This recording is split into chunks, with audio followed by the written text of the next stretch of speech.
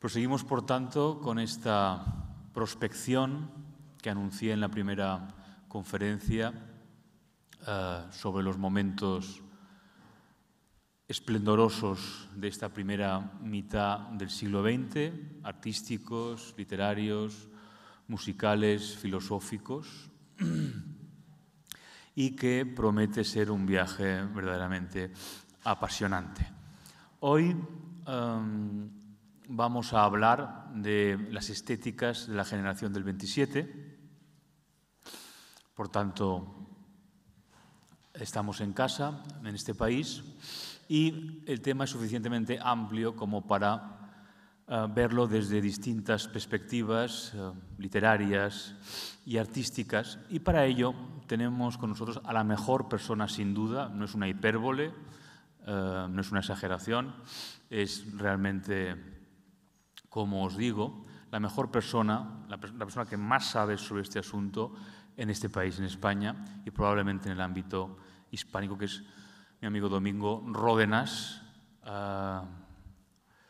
profesor catedrático de literatura española y hispanoamericana en la Universidad Pompeu Fabra, especialista en las vanguardias históricas, especialista en narrativa española contemporánea y especialista en el ensayo español del siglo XX. Es un erudito, un verdadero erudito, un gran divulgador, un gran editor y un gran ensayista él mismo.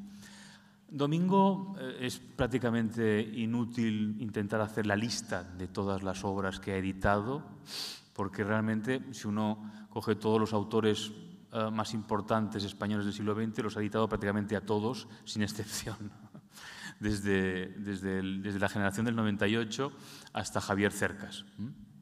Es, por tanto, alguien que tiene en la cabeza todos los movimientos literarios del siglo XX y es un verdadero placer escucharle hablar. Muchos yo creo que ya le conocéis porque nos ha acompañado en otras sesiones, en el curso de novela, por ejemplo. Nos ha dado durante la pandemia algunas lecciones verdaderamente magistrales y hoy nos va a hablar de un tema más amplio que conoce, como digo, con una intimidad admirable. Muchísimas gracias, Domingo, por estar con nosotros en este curso del siglo XX y en esta tu casa. Muchas gracias. Bueno, muchísimas gracias por la presentación, Andreu, y por la invitación.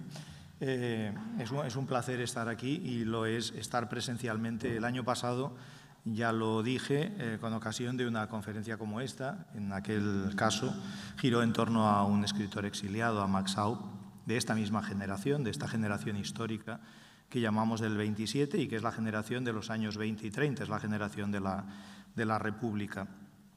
Cuando recibí la invitación de Andreu y de Jordi Llobet, ellos me pidieron que hablase efectivamente de la estética de las generaciones del 27 y yo sugerí una pequeña corrección sobre el título, en la medida en que cuando hablamos de la generación del 27, en general, todos recordamos a una decena de poetas que se han venido estudiando en el bachillerato desde hace 50 años, y que si nos limitamos únicamente a esa decena de poetas, podemos suponer que resulta, digamos, improbable reducir a una estética común la obra de esos escritores. El problema, en realidad, se complica. Yo sugerí el plural precisamente para señalar la multiplicidad de caminos estéticos que encontramos en la literatura y, en particular, en la poesía, que es de lo que trataremos hoy, del periodo de entreguerras, podemos llamarlo así también, la posguerra mundial a partir del año 17-18 y hasta el estallido de la guerra civil en este país, ¿no? Antes de explicarles cómo querría organizar esas estéticas o la descripción, el recorrido de esas estéticas del 27, querría hacer una precisión que yo creo que no está de más, no es innecesaria. Hablamos de generación del 27, aquí detrás, a mi espalda, lo tenemos, pero desde hace ya mucho tiempo, yo diría que 40 o 50 años, quienes nos dedicamos a investigar o a enseñar la literatura contemporánea, hemos recusado, digamos, hemos rechazado con buenos argumentos tomados de los propios poetas, ese marbete, esa etiqueta. Porque una generación histórica, una generación de creadores e intelectuales abarca a todos aquellos nacidos en un determinado momento histórico y sometidos a una misma presión de los acontecimientos en su entorno, en las coordenadas nacionales o internacionales. Y una generación, por tanto, no excluye a aquellos que no han cultivado un determinado arte. La generación de entreguerras en España, que podemos llamar del 27 por pura convención, pero que a mí me resulta un poco incómodo, es una generación formada por narradores, por escritores, por autores de novela, por periodistas, por pintores y pintoras, por poetas, mujeres, si quieren poetisas, que es un término que no me gusta porque está muy marcado, por pensadores, etcétera, etcétera. Es decir, por un conjunto, como en todo momento de la historia y en cualquier campo o sistema cultural, por un conjunto de creadores y creadoras en todos los órdenes y en todos los ámbitos de la producción intelectual que conforman, digamos, un sistema muy complejo, pero cuyo común denominador suele ser el espíritu de época, de esa época, una época que va evolucionando y va modulándose con el paso, obviamente, del tiempo.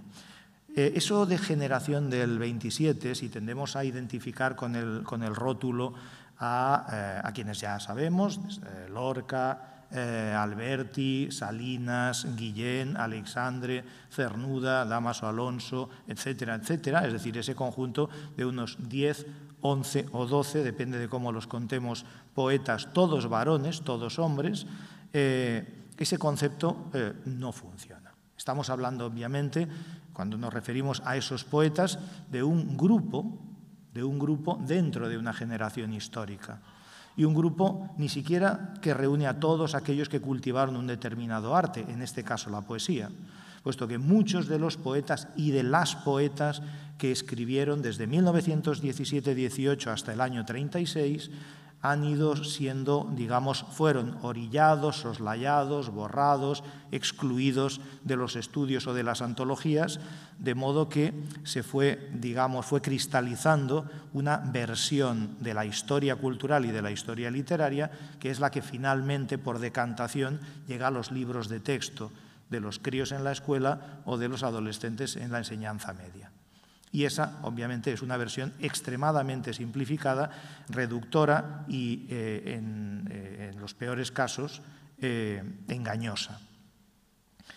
No estoy diciendo en absoluto que ese grupito de poetas, esa decena de poetas, no sean autores de una obra verdaderamente asombrosa, donde se alcanza, en muchos casos, una cierta, lo que podemos llamar una sublimidad estética, es decir, la forma suprema de la perfección estética. Eso no lo dudo en absoluto, pero quería precisar que no estamos hablando de una generación histórica en absoluto, sino de un grupo de poetas que empiezan a darse a conocer en torno al año 19-20, empiezan a publicar en revistas, algunos de ellos en torno al año 19-20, entre los cuales hay una diferencia de edad muy considerable.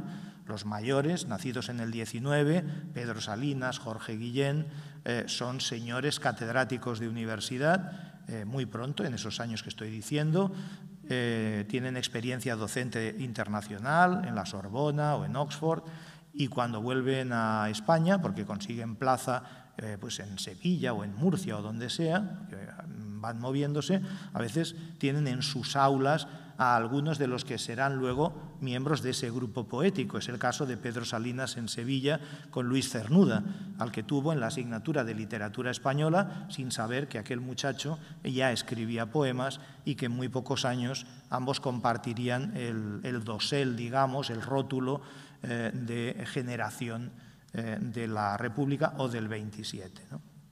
La diferencia de edad es muy considerable y cuando hablamos, decía, de este grupo poético, que es como deberíamos considerarlo, un grupo poético que no abarca, insisto, a todos los poetas, nos referimos a un conjunto de poetas que van apareciendo en distintos momentos. Pedro Salinas, el mayor, y Jorge Guillén están escribiendo, están haciendo obra propia en 1920, con independencia de cuándo decidan agrupar su obra en forma de libro y publicarla, que esa es otra historia. En 1920 los más jóvenes sencillamente aún no existen como poetas. Es el caso de Vicente Aleixandre o el caso de Luis Cernuda o el caso de Manuel Alto Laguirre, el malagueño. Estos poetas van a ir apareciendo a lo largo de la década, en el año 26, en el año 27, 28, 29, a medida que maduran en la primera madurez de un poeta, que suele ser temprana. La primera madurez de un poeta pues, se produce generalmente entre los 18 y los 22 años, cuando publican sus primicias, sus primeros libros.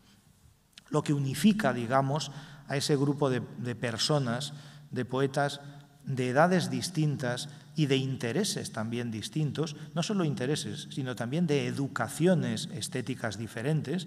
Obviamente lo que había leído de jovencito Guillén o Salinas, que eran los mayores, no es lo mismo que ha leído de jovencito un Luis Cernuda o un Vicente Aleixandre, de manera que su formación como lectores es también ligeramente distinta, y eso se nota en su propia obra. Pero lo que quiero decir es que quienes van configurando a lo largo del tiempo ese grupo acaban siendo unificados, yo diría que por muy pocas cosas, no desde luego por la estética, sí por compartir algunas líneas estéticas a las que ahora me voy a referir, sino fundamentalmente, no por la estética, sino fundamentalmente por la amistad. Por la amistad. Muchos de ellos, que fueron maravillosos propagandistas de sí mismos y de esa noción de grupo del 27 o generación del 27, muchos de ellos hablaron de un grupo de amigos y realmente fue así. Se tenían en cuenta unos a otros en las revistas o en los suplementos literarios que dirigían o coordinaban, en las editoriales en las que tenían una cierta influencia o ascendiente y así sucesivamente. La primera, bueno, no me quiero extender en esta cuestión, pero es muy interesante. La primera vez que en Europa, y digo Europa porque apareció en París, se presenta a este grupo de poetas, no todos, los más jóvenes todavía no han nacido, es en 1924, muy pronto, en la revista Intention de París. Desde París, un intelectual, escritor, que actuaba como mediador entre distintas literaturas europeas, Valéry Larbaud, íntimo colaborador de James Joyce, el autor del Ulises, y responsable de la traducción francesa del Ulises, de Joyce, etc., es decir, un sujeto que está situado entre distintos sistemas editoriales y culturales, le encarga a un joven de esta generación, de cuyo nombre no habrán oído hablar probablemente, porque se dedicó a la crítica y al ensayo, Antonio Marichalar, que es pariente lejano del Marichalar de la familia real, le encargó que hiciera una antología de la joven poesía española, de la joven literatura española. El encargo es del año 23, No se ha publicado ninguno de los grandes libros de la generación, ninguno todavía. Marichalar, que los conoce ya a todos, ese es el año 23, en que el filósofo José Ortega y Gasset funda una revista que va a ser fundamental para todos ellos, que es Revista de Occidente. Ese mismo año, Marichalar decide hacer la selección de unos cuantos poetas, y ahí están gran parte de quienes luego van a formar ese grupo, desde Gerardo Diego y Dámaso Alonso a Pedro Salinas, Jorge Guillén, Federico García Lorca, etcétera, etcétera. Es la primera vez que un grupo de jóvenes con edades escaladas, digamos, un grupo de jóvenes se presenta como tal grupo ante los lectores, en este caso ante los lectores franceses. Hubo sucesivas presentaciones en forma de grupo que subrayan esa trabazón interna por razones de colaboración y de amistad. El más significativo, y cierro esta reflexión inicial, el más significativo y el que ha tenido más repercusión de esos acontecimientos de presentación en sociedad, tuvo lugar durante la República. Una famosa antología que probablemente conozcan ustedes, que aparece en 1932. Es una antología poética preparada por Gerardo Diego, que provocó una reacción de destemplanza y de descontento muy extendida, porque era una antología de amigos. Era una antología, obviamente, de amigos. Algunos de los reseñistas, cuando aparece la antología en el 32, en la prensa de la época, tituló su reseña «Gerardo y sus amigos», de manera muy explícita. Esa antología, que hoy en día es un documento histórico, entre otras cosas porque allí Gerardo Diego tuvo en cuenta a algunos poetas que entonces no han publicado absolutamente nada o casi nada y los incluyó como miembros de ese grupo y luego desarrollaron una obra muy relevante, muy importante. Bueno, esa antología tuvo una segunda edición muy distinta 2 años después, en 1934. Esa es la antología que crea, digamos, institucionalmente o que institucionaliza la llamada generación del 27. Luego serán, como les decía, los propios poetas en posiciones de poder cultural, como catedráticos universitarios, Salinas, Guillén. Diego era catedrático de instituto, pero siendo un poeta con el prestigio de la literatura de preguerra que se quedó en la España de Franco, católico, próximo al régimen, etcétera, supo rentabilizar muy bien su permanencia en España, de manera que el ascendiente, el poder cultural de Gerardo Diego en la España franquista en los años 40 y 50 fue muy alto. Es decir, tanto quienes estuvieron fuera en el exilio, por ejemplo, Cernuda, Salinas o Guillén, como el propio Diego o Dámaso Alonso, otro miembro de ese grupo, amigo de todos ellos, dedicado esencialmente a la investigación, a la enseñanza, que se quedó también en la España franquista. Todos, digamos, cooperaron para construir en los años 40, es decir, pocos años después de que acabara la guerra, construir el mito cultural de la generación del 27. Empezó haciéndolo Pedro Salinas en Estados Unidos en el año 45, porque una profesora norteamericana quería hacer una antología de poesía española y a Pedro Salinas, como poeta y como experto en literatura española, le pidió un prólogo. Y el prólogo que escribió fue un ensayito precioso, eso sí, titulado, creo que era 8 o 9 poetas. Es la primera vez en el 45 en que ya se habla del grupo. Muy poco tiempo después lo van a hacer otros. En el año 48, aquí, en la España franquista, Dámaso Alonso publica el artículo que construye o que sienta los cimientos del mito institucional, titulado Una generación poética.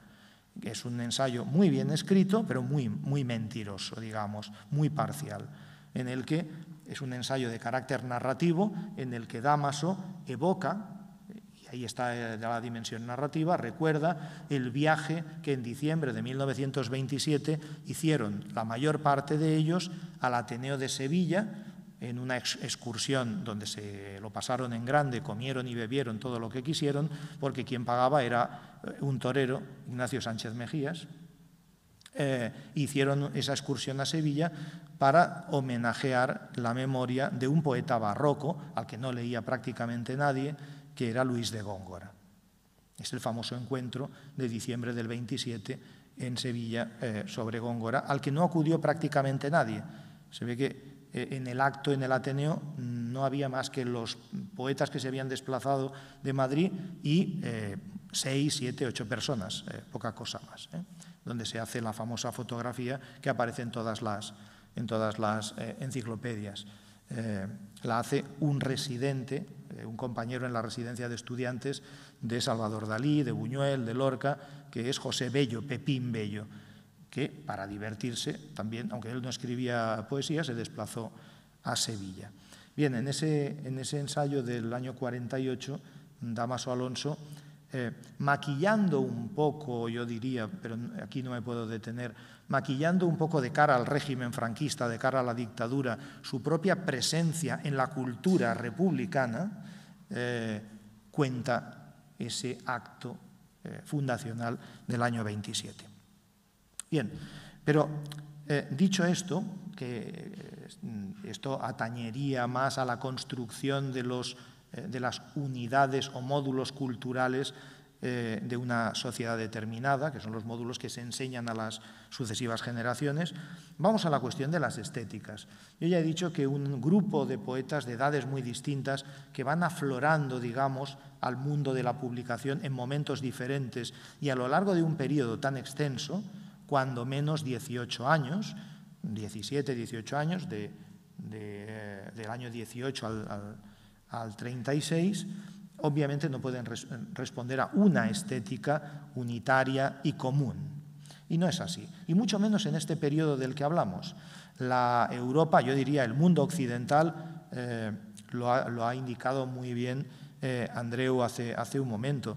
El periodo en el que se sitúa este grupo es un periodo extraordinariamente convulso desde todos los puntos de vista. Desde el punto de vista social y político lo sabemos, la Revolución Rusa, la emergencia de los fascismos, etcétera, etcétera.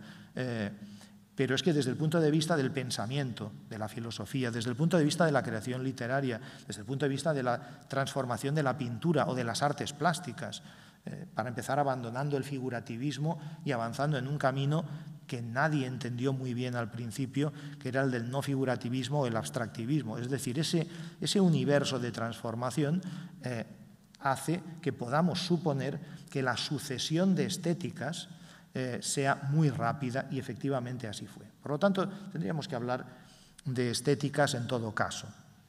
Y este grupo poético, yo diría la generación histórica a la que pertenece, que a mí me gusta llamar la generación del arte nuevo, porque es el nombre que ellos mismos se daban a las artes nuevas, lo que abarcaba el cine, la pintura, la escultura, la fotografía, la literatura en todos sus géneros. Esta generación del arte nuevo, incluidos los poetas del 27, tuvo, digamos, o desempeñó una misión histórica, que fue la de incorporar, la de aclimatar a la literatura en la península, en castellano, pero también en gallego o en catalán, algunos poetas catalanes que tuvieron una cierta relación con el grupo de poetas andaluces o madrileños, aclimatar las estéticas de vanguardia, lo digo muy rápido sin refinarlo, las estéticas de la vanguardia europea. Es decir, introducir y, si me permiten, nacionalizar, es decir, adaptar a la tradición de la literatura en castellano, aclimatar y nacionalizar las distintas vanguardias europeas. Y esa tarea, la de absorber, aprehender, instalar y adaptar las distintas oleadas de las vanguardias europeas, la realizaron magníficamente bien. Para poder aclarar un poco en qué consistió aquello, podemos reducir a solo, yo lo voy a reducir, y esto advierto que es simplemente una estratagema explicativa. Cuando aplicamos esquemas cuantitativos a los fenómenos históricos, los reducimos siempre. Los fenómenos históricos son magmáticos e inaprensibles, no podemos reducirlos a sistemas de encajonamiento. Pero nos ayudan, son, digamos, estas clasificaciones nos ayudan como, en fin, como andadores para poder avanzar.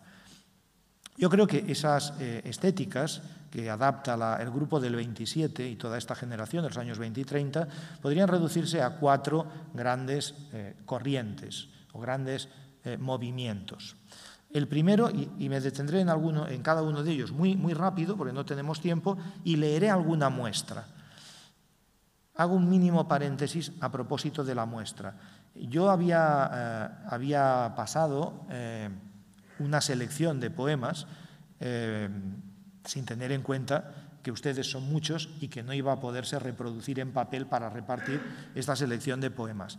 La selección de poemas, que es muy pequeñita, pero aún así ocupa 12 páginas, 11 páginas, la tienen ustedes en PDF en el espacio virtual que me han dicho de que dispone el curso, de manera que ahí pueden consultarlo cuando quieran.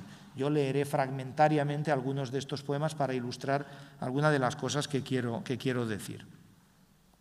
Bien, he dicho que podríamos dividir en 4 movimientos u oleadas sucesivas, por lo tanto con una cierta articulación temporal, estas estéticas que aclimata la generación del arte nuevo o el grupo del 27. La primera de ellas es la de la vanguardia, lo digo en singular, la gran vanguardia europea hasta el año 18-19. Cuando digo la vanguardia, quiero abarcar ahí por lo menos dos movimientos de vanguardia que tuvieron una incidencia muy directa en la literatura que se estaba haciendo en la península, incluyo Portugal, incluyo aquí, Cataluña, que fueron el futurismo a partir de 1909, que es cuando se publica el Manifiesto Futurista, pero sobre todo a partir del año 10-11 en que se difunde.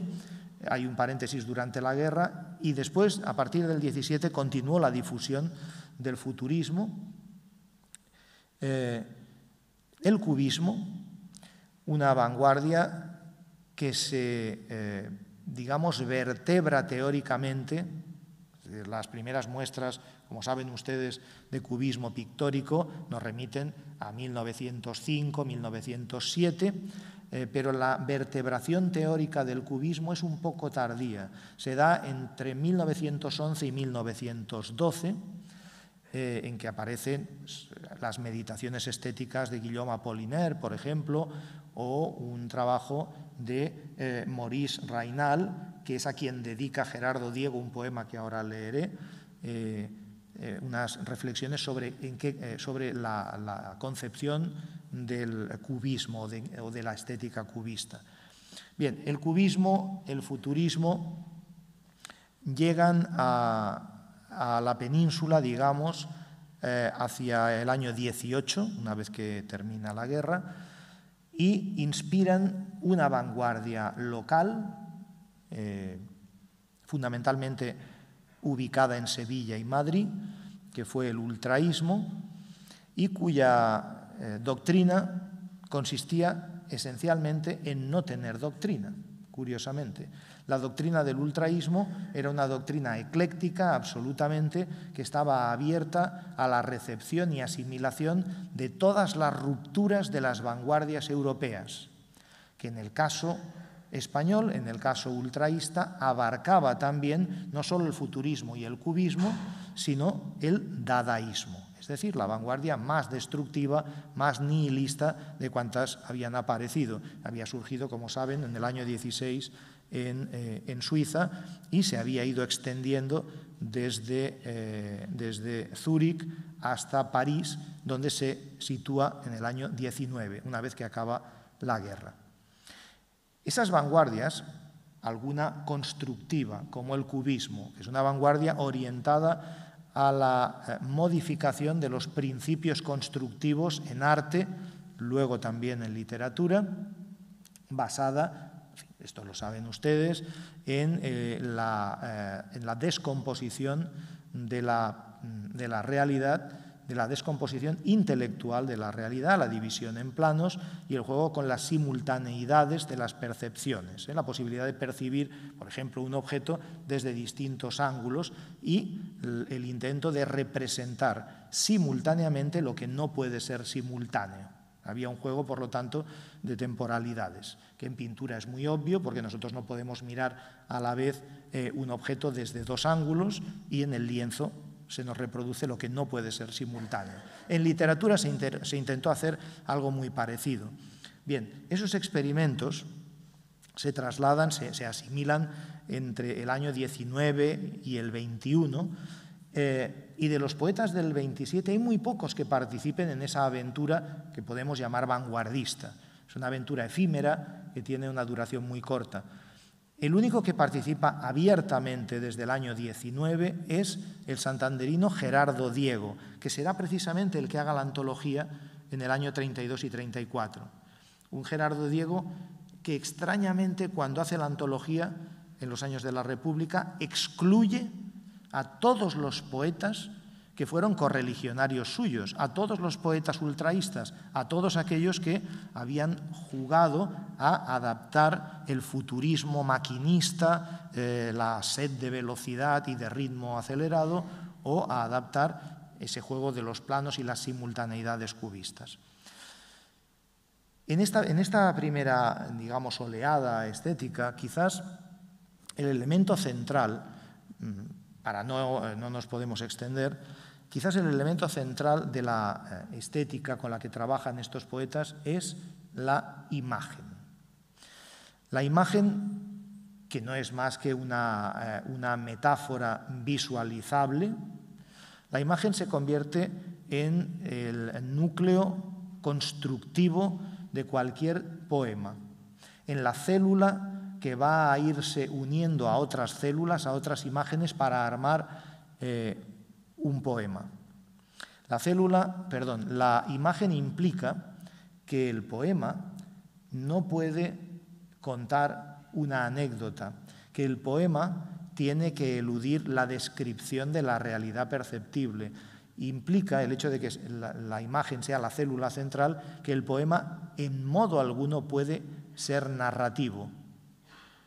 El poema debe ser una suerte de conglomerado de imágenes que giran en torno a un eje temático, o a veces un eje temático que es un objeto. La percepción de un objeto muchas veces trivial, común, al que se adosan imágenes ingeniosas, es la que va a componer gran parte de la poesía vanguardista en este primer momento. Esto quizás es muy abstracto. ¿En qué consiste esto de la imagen?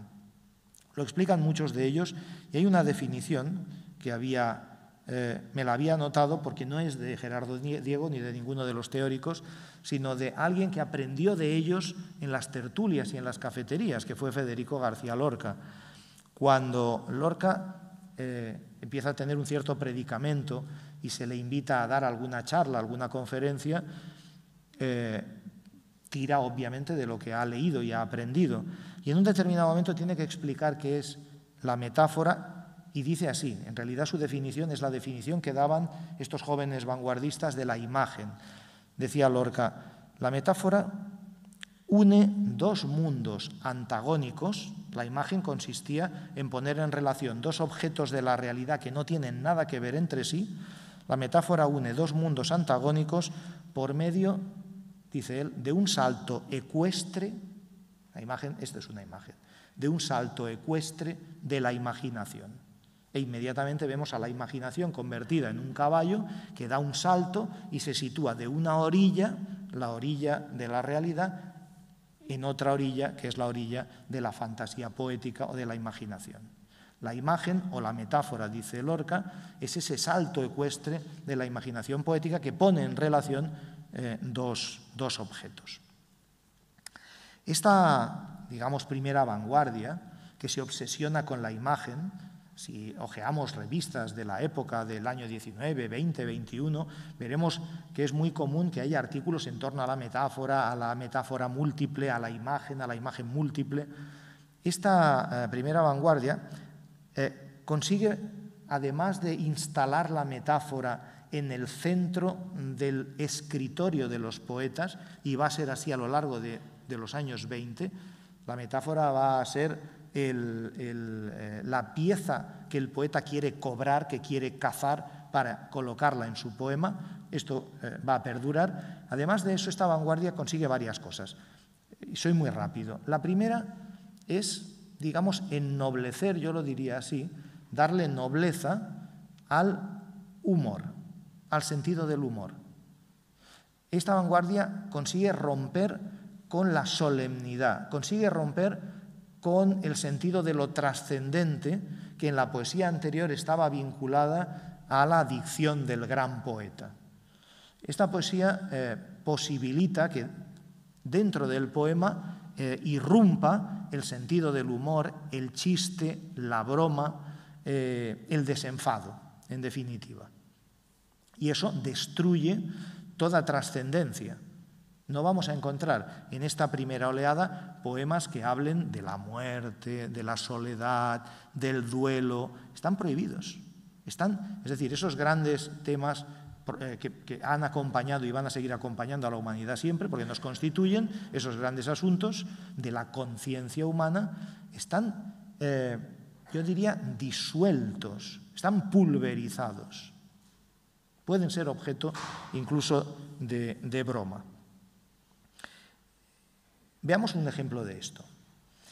Bueno, añado junto a la ruptura con la solemnidad y este elemento humorístico y la presencia de la metáfora por todas partes, otra novedad que luego van a heredar los poetas mayores, digamos, los que llamamos del 27, y es la tendencia a plantear desde el mismo poema los problemas de la escritura de la poesía, la tendencia a hacer una poesía de la poesía, la tendencia a problematizar el lenguaje que constituye el poema, las palabras que conforman el poema, la tendencia a una poesía metapoética que hable de sí misma, o una poesía que hable de los problemas que entraña el arte en su relación con la realidad externa o en su relación con el lector, en la medida en que el poema es un artefacto, es un objeto que nos lanza a alguien y como lectores recibimos y procesamos de algún modo o no.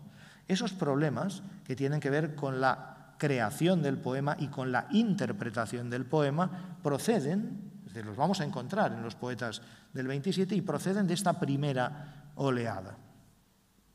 El poema que he seleccionado para leer muy rápidamente, digamos como representación de esta primera oleada, es de Gerardo Diego, que es un poema del año 21 probablemente, que está incluido en un libro suyo del año 22 titulado Manual de Espumas, y es un poema que trata de una obra de arte. Se titula Cuadro y está describiendo un cuadro, ya lo anticipo para que se sitúen, está describiendo un cuadro, probablemente un bodegón cubista. Podemos imaginar un bodegón de Juan Gris.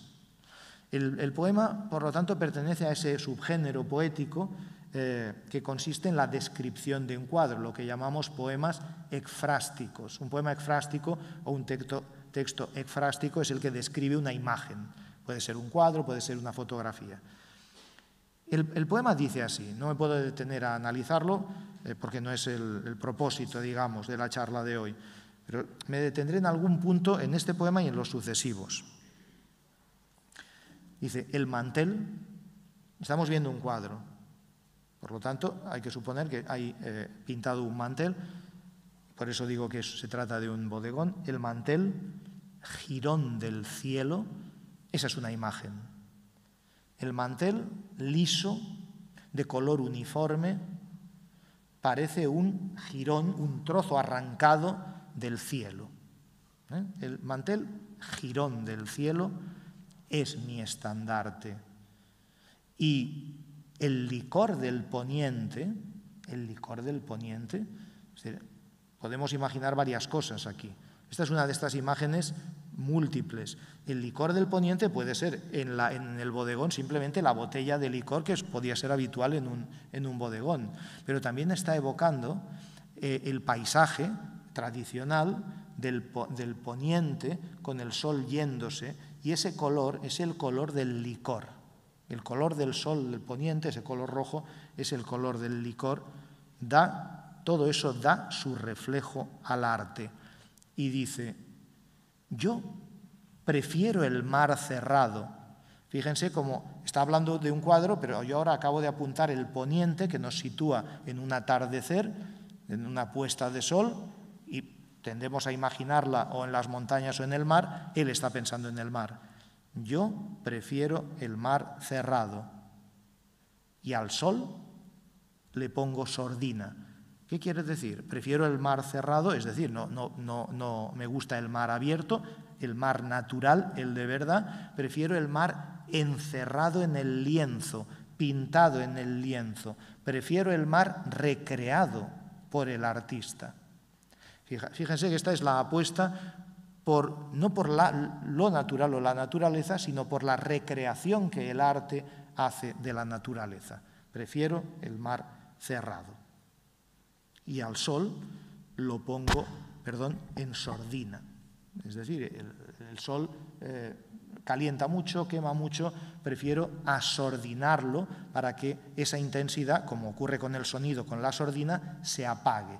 Prefiero domesticar el sol y el mar, y lo domestico mediante el arte.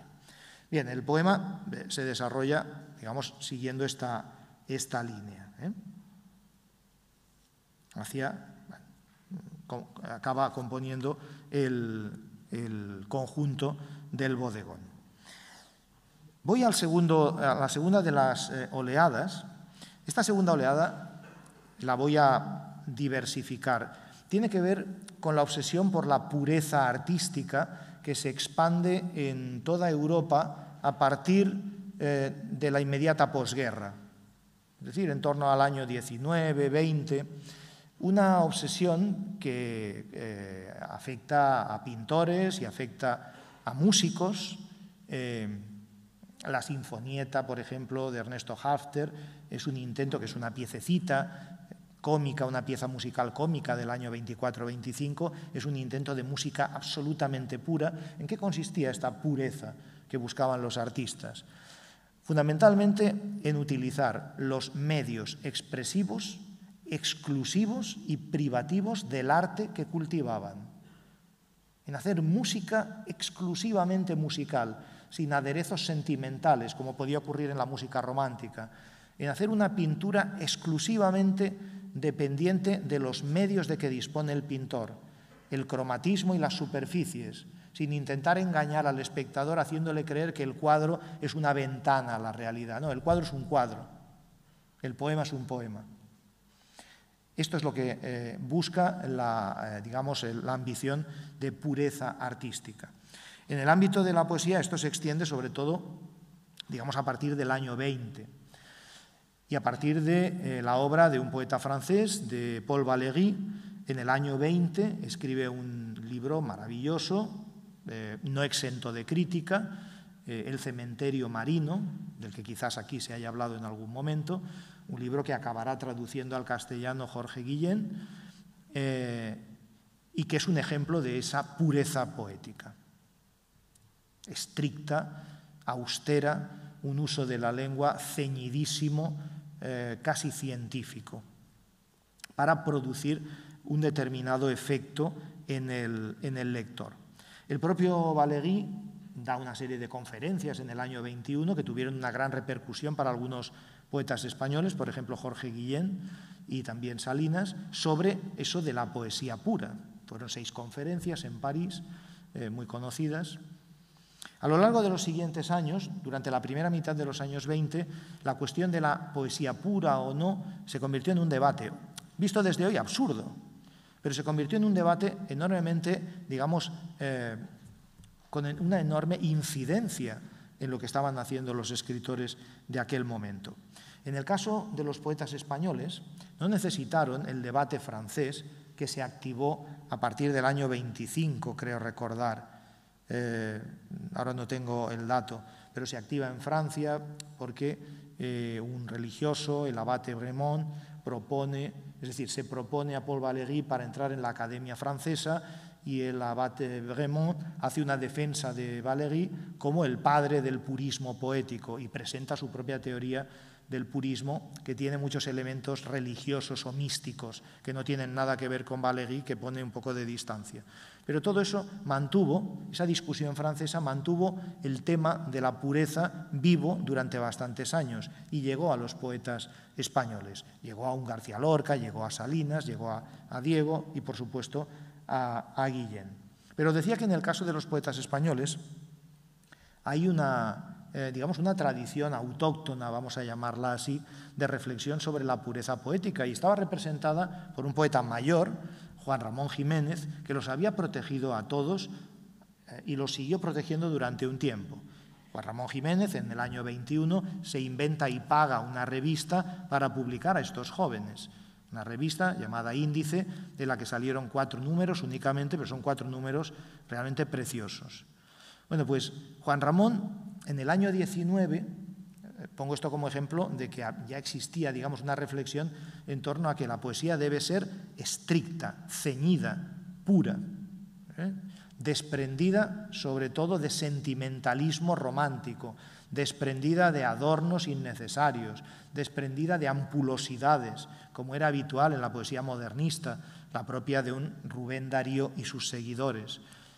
Juan Ramón Jiménez llevaba tiempo defendiendo una poesía absolutamente moderna, yo diría, de una máxima austeridad en el uso de la palabra. Había publicado un libro en el año 16, que es un ejemplo de esto, Diario de un poeta recién casado. Es un poemario inspirado por la travesía que realiza por el Atlántico para casarse con Zenobia Camprubí en Nueva York. Pues bien, en el año 19, un discípulo de Ortega y Gasset, al que Ortega le ha encargado que dirija una colección en la editorial Calpe, recién creada, Manuel García Morente, luego sería historiador de la filosofía, etcétera, le escribe a Juan Ramón y le dice: mire, usted no podría hacerme una antología de su poesía, y le dice donde esté, y lo leo literalmente, lo más sencillo y espontáneo de lo que usted ha escrito. Claro, que le pida el editor lo más sencillo y espontáneo provocó al muy iracundo Juan Ramón Jiménez, que le contestó en una carta diciéndole: mire usted, yo por sencillo entiendo, y entonces puntualizó en esa carta, que es del 19, anterior por tanto al debate francés, que entendía por sencillez. Le dice: por sencillo entiendo que es lo conseguido con los menos elementos. Coincide con lo que yo estaba señalando. Esa austeridad de los medios verbales. Lo que se pueda decir con una palabra no se dice con dos. Hay que buscar la precisión, la exactitud, eliminar la hojarasca y el exorno, digamos, el adorno. Y luego, en fin, se extiende explicando qué entiende él por espontaneidad. Lo espontáneo, dice, es lo creado sin esfuerzo. Pero no hay poesía espontánea sin que después de la producción venga la conciencia deliberada del artista, etcétera, etcétera. Bien, esta búsqueda de una poesía depuradísima, casi diamantina, tiene en Jorge Guillén el mejor representante. Lo vemos también en otros poetas, como Salinas, ya decía, alguna cosa de Diego, un primer Luis Cernuda muy jovencito.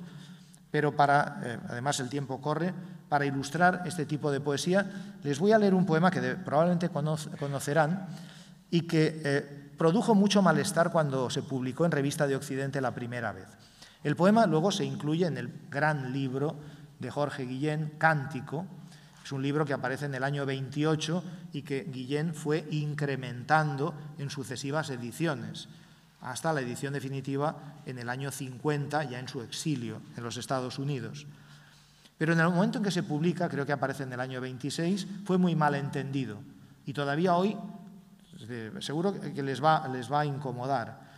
Es un poema inspirado por una trivialidad, como ocurría en la poesía vanguardista. Mucha poesía vanguardista estaba inspirada por un objeto cotidiano, una cosa, sin más, una cosa inerte, a la que se le otorgaba un valor singular, con la que se hacía, digamos, comicidad o burla, o a la que se le otorgaba una significación peculiar. En este caso es el sillón de su casa, el sillón donde él se sienta una vez que vuelve y se siente cómodo, se siente bien.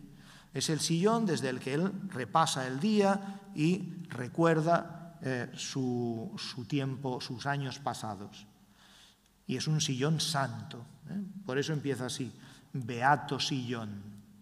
La casa, la suya, corrobora su presencia con la vaga intermitencia de su invocación en masa a la memoria. Es un tipo de poesía que requiere varias lecturas. Lo que está diciendo es que este beato sillón, en medio de la casa, como si fuera una especie de eje, cuando él se sienta, el sillón invoca en masa su memoria. De pronto empieza a recordar. Todo está presente. Y sigue: no pasa nada. Esa es la beatitud, la paz. En su casa no pasa nada. Los ojos no ven. Puede cerrarlos. Fijaos, fíjense, está descansando. Los ojos no ven, saben. Saben lo que tiene delante, saben lo que está recordando. El mundo, y esta es la frase que molestó, el mundo está bien hecho, porque ahí hay un salto. El mundo está bien hecho.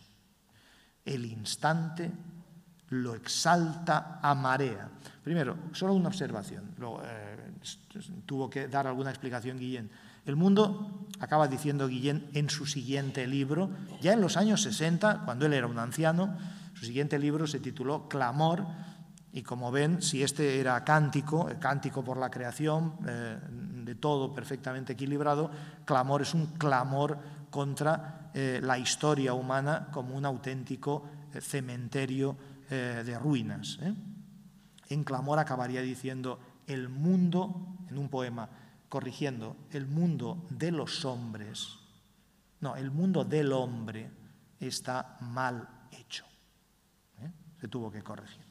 Pero fíjense que dice del hombre, porque lo que él quería decir es que el universo, no el mundo nuestro, hecho a nuestra medida, sino el universo en el que se mueve nuestro planeta, el mundo, está maravillosamente, pitagóricamente bien construido. Somos nosotros los que lo estropeamos. El mundo está bien hecho. El instante lo exalta, es decir, este instante de paz en casa exalta el mundo a marea. Esto es una imagen, vemos una marea de exaltación, de tan alta, sin vaivén. Nosotros la marea la visualizamos como un vaivén, sube, se mueve. No, esta es una marea que no se mueve. Es la marea de la plenitud del instante. Bueno, este es un ejemplo de esta poesía depurada, diamantina, como decía, de este segundo movimiento. Voy muy rápido.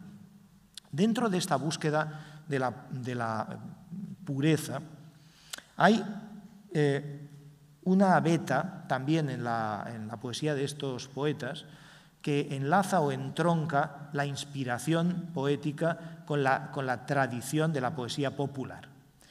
La tradición de la poesía popular que se manifiesta a través de las canciones heredadas de padres a hijos, que se manifiesta en las canciones narrativas o las canciones líricas que vienen de un tiempo inmemorial, de la Edad Media, por ejemplo, los romances que nos cuentan historias, por ejemplo, los poemillas, las coplas y los poemillas folclóricos que se han ido conservando en la memoria de muchas generaciones o que se fueron conservando, por lo menos hasta comienzos del siglo pasado, hoy ya nadie se acuerda de nada. Esa tradición viva, esa tradición de una poesía viva de generación en generación, sedujo extraordinariamente a muchos de estos poetas que tienen una formación universitaria, pero también a aquellos que no la tuvieron, como es el caso de Rafael Alberti, que no en vano viene de una tierra donde el cante hondo y la copla forman parte del vivir cotidiano, Cádiz, Andalucía, el puerto de Santa María. Y no solo eso, estos poetas admiran ilimitadamente, por ejemplo, la labor del Centro de Estudios Históricos que se había abierto en Madrid, que estaba dirigido por un historiador y erudito, Ramón Menéndez Pidal, donde este erudito se había puesto un equipo a investigar y a recopilar las viejas canciones narrativas castellanas, los romances. De manera que estos poetas se acercan a esa poesía esencial, podríamos llamarla, que ha sido pulida a lo largo de la historia por generaciones y generaciones hasta dotarla de una forma perfecta en sí misma. Uno de los poetas que se enamora de esta poesía, que iba a llamar folclórica, pero está muy contaminado el término, prefiero folclórica porque procede del pueblo, pero prefiero llamarla popular, es naturalmente Federico García Lorca. Lorca, con el compositor Manuel de Falla, amigo de su familia y amigo suyo, en Granada organizó en el año 21 el primer concurso de cante hondo y a la vez él empezó a componer algunas cancioncillas a imitación del cante, de estos cantes, de este cante andaluz con raíces árabes. Uno de los poemas que escribe entonces, y es el que estoy buscando, es muy célebre, La baladilla de los tres ríos. Y me interesa que lo veamos muy deprisa, porque siendo un poema casi cantable, Tiene una complejidad formal que yo no puedo analizar, pero sí analizaré la complejidad de las alusiones que hay en él. La baladilla de los 3 ríos se refiere a 3 ríos andaluces. Uno es el Guadalquivir, es el río navegable de Sevilla que conduce al mar, es el río abierto, es el río que sueña con otras tierras, es el río que sueña con América, es el río que sueña con la aventura, es el río abierto. Y los otros 2 ríos son los 2 ríos no navegables, se puede remar en ellos, que son los ríos que rodean Granada, la propia tierra, digamos, la propia provincia de García Lorca. Estos 3 ríos, 2 granadinos y el Guadalquivir, le sirven a Lorca, y ya estoy anticipando el comentario para que puedan seguir la lectura, le sirve a García Lorca para concentrar en este poema, con versos brevísimos, para concentrar 2 vertientes del espíritu andaluz, tal como él lo entiende. Un espíritu luminoso, abierto, fecundo, fértil, que identifica con el campo sevillano donde crecen los olivares y los naranjos, donde todo fructifica y es luz, la luz del aceite, la luz de la naranja abierta. Es una metáfora que a ellos les entusiasmaba. Hay una metáfora que es muy vanguardista, que les gustaba mucho, que era, ahora tengo que recrearla, pero consistía en igualar esas 2 cosas que no tienen nada que ver, en igualar una naranja cortada, abierta, con la luz entrando a chorros por una ventana. Era como abrir la naranja y que la ventana de luz saliera de dentro. Bueno, esta división de Andalucía en 2 territorios y en 2 sentires se mezcla con uno de los temas profundos, permanentes en Lorca, que es la irremediable frustración de los deseos humanos. No importa que sean deseos amorosos o no, de los deseos humanos. Puede ser el deseo de la maternidad, como encontraremos en Yerma, en el drama que escribe años después. Puede ser simplemente el deseo sexual, que no se logra, que se frustra, como en algunos de los romances gitanos del año 28. En cualquier caso, se trata de la aspiración que se trunca, del deseo que se frustra. Dice así la baladilla: el río Guadalquivir va entre naranjos y olivos. Los 2 ríos de Granada bajan de la nieve al trigo. La nieve de la montaña al llano. Hay amor que se fue y no vino. Ahora verán cómo este estribillo se va a ir repitiendo, pero no se conforma con un único estribillo, dobla el estribillo, es un doble estribillo. Hay amor que se fue y no vino, hay amor que se fue por el aire. Lo que se va por el aire no vuelve. El río Guadalquivir tiene las barbas granates, los 2 ríos de Granada, uno llanto y otro sangre. Y ese es el elemento dramático de la Andalucía profunda, la del llanto y la pena negra que diría el propio Lorca. Para los barcos de vela, Sevilla tiene un camino, es el río. Por el agua de Granada solo reman los suspiros. Fíjense, en un río, los barcos de vela, la luminosidad de la vela abierta que nos conduce fuera, en Granada solo son los suspiros. Hay amor que se fue y no vino. Guadalquivir, alta torre y viento en los naranjales, es decir, la altura, el viento entre los naranjos. Dauro y Genil, que son los nombres de los ríos granadinos, Dauro y Genil, torrecillas muertas sobre los estanques. Fíjense, el agua estancada, muerta en Granada frente al agua que fluye en Sevilla. Hay amor que se fue por el aire. ¿Quién dirá que el agua lleva un fuego fatuo de gritos? Granada. Hay amor que se fue y no vino. Lleva azahar, lleva olivas, Andalucía, a tus mares. Es Sevilla.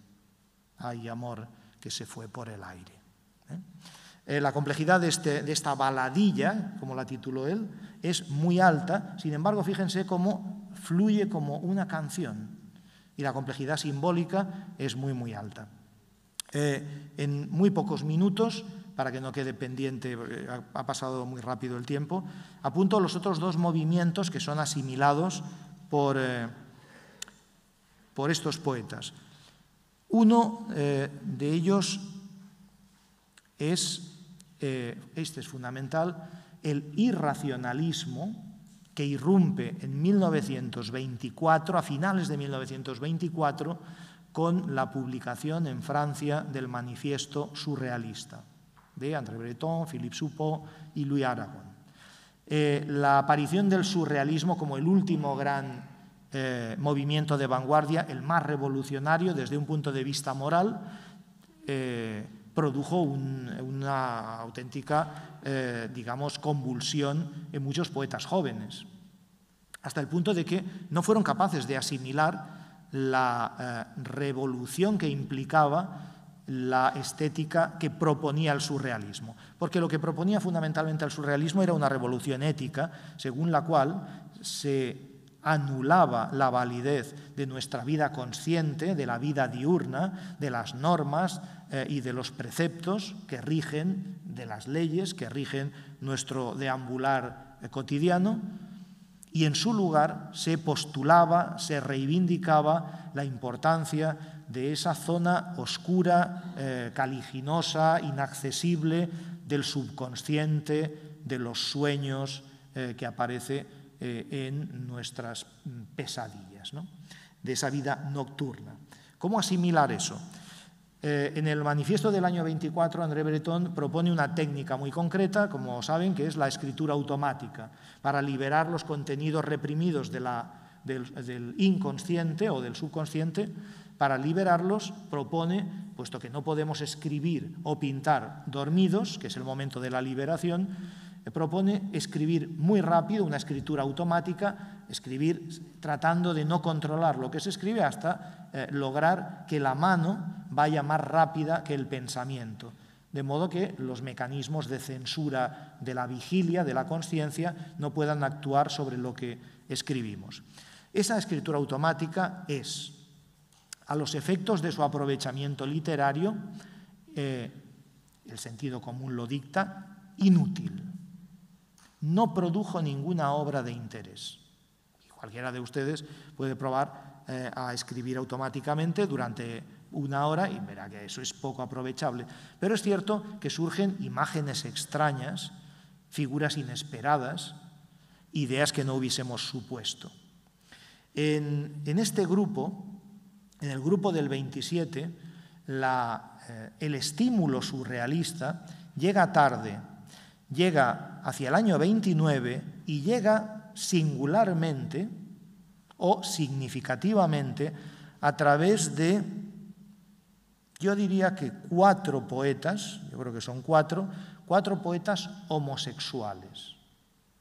Digo significativamente porque vivían en una sociedad en la que una sociedad que nada tenía que ver con la nuestra respecto a la libertad de opción sexual en la que se desenvolvían, y la homosexualidad de Federico García Lorca, de Vicente Aleixandre, de Luis Cernuda y de Emilio Prados era una homosexualidad vivida conflictivamente, con una variable conflictividad interior.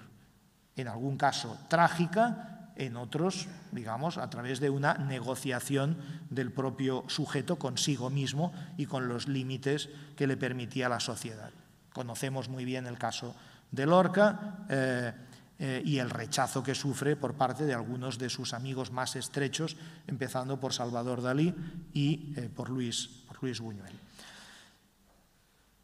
Nunca hubo en estos poetas una práctica de un surrealismo verdaderamente automático, pero la licencia que el surrealismo les otorgaba para dar rienda suelta a imágenes irracionales que no respondían a una imagen explicable por vías racionales, hizo que algunos de ellos lograran algunos libros y algunos poemas que son auténticas cimas poéticas. Es el caso de Federico García Lorca, por supuesto, con Poeta en Nueva York. El segundo, y acabaré leyendo un fragmento de uno de esos poemas de Poeta en Nueva York. El cuarto movimiento, después del irracionalismo, es lo que podríamos llamar neorromanticismo. A partir de 1930 se celebra en toda Europa el centenario del romanticismo. En el 1830 se había estrenado el Hernani de Víctor Hugo con un inmenso follón en la calle, con altercados del orden público, etc. Y se tenía como, digamos, fecha, como efeméride susceptible de celebrar el año 30 respecto del romanticismo. Ese año se publica un libro muy importante para este grupo de escritores que se tituló El nuevo romanticismo. Es un ensayo escrito por un periodista, ensayista y narrador, José Díaz Fernández, y donde reflexiona acerca de la cultura europea de aquel tiempo y cómo tienen que cerrar ya de una vez esos juegos intrascendentes y deportivos de la vanguardia y hacer frente a un mundo, el de los años 30, después de la caída, del desplome de la Bolsa de Nueva York en el 29, un mundo que se ha vuelto, digamos, hosco, que se ha vuelto adverso, que se ha vuelto hostil. Y no podemos, decía Díaz Fernández, estar escribiendo un tipo de literatura o de poesía inane, vana, intrascendente, puramente superficial. Este neorromanticismo inspiró, este movimiento neorromántico, inspiró dos desarrollos, solo apunto esto, un desarrollo que podríamos considerar subjetivo, que tiene que ver con la expresión de la intimidad de un sujeto, por eso lo llamo subjetivo. Es el neorromanticismo que recupera la expresión de la intimidad del poeta y que casi siempre se manifiesta en torno a una temática de corte amoroso. Pedro Salinas, que había ido deambulando, probando una cosa y otra, poesía pura, poesía más o menos futurista, en un determinado momento, y por razones biográficas, un enamoramiento inesperado de una estudiante universitaria en un curso de verano que ocasionó problemas terribles a su familia, obviamente, escribe uno de los libros más extraordinarios de este neorromanticismo amoroso o subjetivo, La voz a ti de vida. Quería leer un poema, pero no tenemos tiempo, acabo de verlo. El otro de los grandes libros de ese neorromanticismo amoroso es de su discípulo, de Luis Cernuda, el libro Donde habite el olvido. Hay un libro anterior que tiene una energía destructiva, afirmativa de su homosexualidad mucho más contundente, que es Los placeres prohibidos, publicado un año antes. Libros inconcebibles sin la liberación que implicó el surrealismo, la liberación moral, y sin esta oleada neorromántica que les autoriza a estos poetas a volver a ser emotivos, a volver a colocar los sentimientos en el centro de la actividad del poeta. Hubo quien supo, digamos, combinar. Bueno, ya decía dos direcciones, ese neorromanticismo, una dirección que yo llamaba subjetiva y otra dirección que podríamos llamar comunitaria o colectiva o política. Hay un neorromanticismo de corte social que tiende a proclamar la necesidad de la lucha por la liberación de los oprimidos, igual que había ocurrido en el romanticismo histórico. Recuerden cómo murió Byron luchando por la independencia de Grecia, por ejemplo, ¿no? Este segundo romanticismo social se orienta en una dirección distinta, la del compromiso cívico de los escritores con la suerte de los más desfavorecidos o de la República cuando llega el 18 de julio, triste 18 de julio del 36. Hubo, y con esto termino, quien, como García Lorca, supo conciliar el irracionalismo inspirado por el surrealismo con un irracionalismo muy inteligente, muy calculado, con la denuncia de una situación que a él le parece opresiva o vergonzosa. Elijo este poema como muestra, fíjense el salto que damos de la baladilla de los tres ríos a este río que aparece aquí. El poema pertenece a Poeta en Nueva York, es un libro escrito entre el año 29 y el 30, se publicó tras la muerte de Lorca y hay una larga historia en México, lo publica Pepe Bergamín, José Bergamín. El poema se titula New York, Oficina y Denuncia. Y si me lo permiten, yo creo que vale la pena leerlo aunque sea rápido. Dice, bueno, saltaré algún pasaje. Debajo de las multiplicaciones hay una gota de sangre de pato. Es decir, debajo de los números, de lo frío, debajo de la ciencia, debajo de la contabilidad, debajo del capitalismo feroz, hay vida o hay víctimas, hay una gota de sangre de pato. Debajo de las divisiones hay una gota de sangre de marinero, animales y personas. Debajo de las sumas, un río de sangre tierna, un río que viene cantando por los dormitorios de los arrabales, es decir, de los barrios pobres. Es decir, hay sangre, hay vida debajo de los cálculos del sistema. Y es plata, es cemento o brisa en el alba mentida de New York. ¿Por qué es el alba mentida? Por muchas razones. Primero porque el alba en Nueva York no apunta, el alba es tradicionalmente un símbolo de esperanza. El alba en Nueva York no apunta a ninguna esperanza, sin más. Y dice, existen las montañas, lo sé. O sea, está en una ciudad en la que todos son edificios. Existen las montañas, lo sé. Y los anteojos para la sabiduría, lo sé. Pero yo no he venido a ver el cielo, he venido para ver la turbia sangre. No me digan, uy, qué bonito el cielo. He venido para ver la injusticia, he venido para ver la turbia sangre, la sangre que lleva las máquinas a las cataratas y el espíritu a la lengua de la cobra. Es decir, que degrada el espíritu, que lo vulnera, lleva el espíritu a la lengua de la cobra para que lo envenene. ¿Se entiende?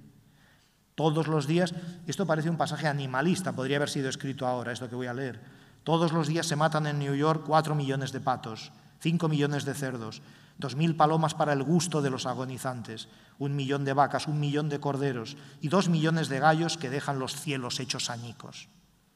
Más vale sollozar afilando la navaja o asesinar a los perros en las alucinantes cacerías que resistir en la madrugada los interminables trenes de leche, los interminables trenes de sangre y los trenes de rosas maniatadas por los comerciantes de perfumes. Esto es una imagen vanguardista magnífica. O sea, el perfume es una rosa maniatada. Lo que ha sido maniatado es el olor que queda en el perfume. Los patos y las palomas y los cerdos y los corderos ponen sus gotas de sangre debajo de las multiplicaciones y los terribles alaridos de las vacas estrujadas llenan de dolor el valle donde el Hudson se emborracha con aceite, el río de Nueva York. La contaminación. Yo denuncio, y esta es esa dimensión del neorromanticismo social, yo denuncio a toda la gente que ignora a la otra mitad, la mitad irredimible que levanta sus montes de cemento donde laten los corazones de los animalitos que se olvidan y donde caeremos todos en la última fiesta de los taladros. Os escupo en la cara. La otra mitad, que son los oprimidos, me escucha, devorando, cantando, volando en su pureza como los niños en las porterías que llevan frágiles palitos a los huecos donde se oxidan las antenas de los insectos. No es el infierno, es la calle. No es la muerte, es la tienda de frutas. Hay un mundo de ríos quebrados y distancias inasibles en la patita de ese gato quebrada por el automóvil, la tecnología aplastando de nuevo la vida.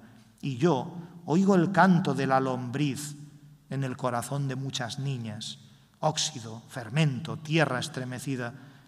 Tierra tú mismo que nadas por los números de la oficina. Tú también eres tierra, que estás oprimido por los números. ¿Qué voy a hacer? ¿Ordenar los paisajes? ¿Ordenar los amores que luego son fotografías? ¿Que luego son pedazos de madera y bocanadas de sangre? No, yo denuncio la conjura de estas desiertas oficinas que no radian las agonías, que borran los programas de la selva, y me ofrezco a ser comido por las vacas estrujadas cuando sus gritos llenan el valle donde el Hudson se emborracha con aceite. Esta es la mejor muestra de la conciliación de las distintas estéticas del grupo del 27. Y por eso he querido acabar con este impresionante poema de Federico García Lorca. Muchas gracias.